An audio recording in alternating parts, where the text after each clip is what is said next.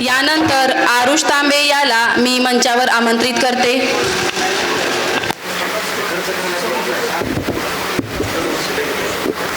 छत्रपती शिवाजी महाराज की.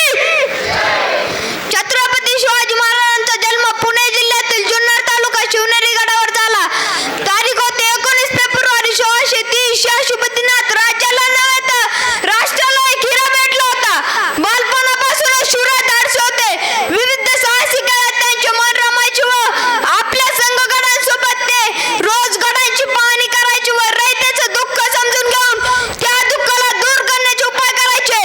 विजय सारखी तलवार चालून गेला. निधनाच्या हातीवर हिंदुस्थान हालून गेला. वाघनखेने अफजल खानाचा कोथळा फोडून गेला.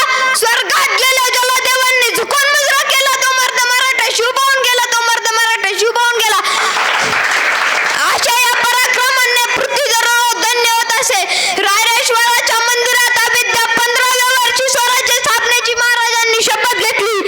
तानाजी मालुसरे, यशोजी कंक, बाजीराव देशपांडे, हंबीरराव मोरे असे अनेक विश्वास सहकारी महाराजांसोबत सावलीप्रमाणे राहत असे. हळूहळू महाराजांनी अनेक किल्ले आपल्या ताब्यात घेतले. किल्ल्यांचा वाढता खर्च भागवण्यासाठी महाराजांनी सुरतेवर स्वार करून प्रचंड जनसंपत्ती राज्यात आणली. खऱ्या अर्थाने त्यांना अखंड हिंदुस्थान राजा म्हणून ओळखू लागले. 50 वर्षांनंतर रक्ताचे पाणी करून महाराजांनी स्वराज्य स्थापन केले. असे स्वराज्य स्थापन केले.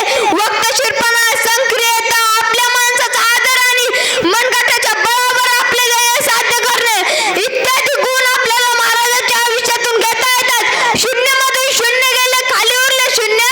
शून्यमधून शून्य गेले, खाली उरले शून्य. शिवराय जन्माला आले तेच आमचे पुण्य. शिवराय जन्माला हेच आमचे पुण्य. एवढे बोलून मी माझे भाषण संपवितो. जय हिंद, जय महाराष्ट्र. धन्यवाद.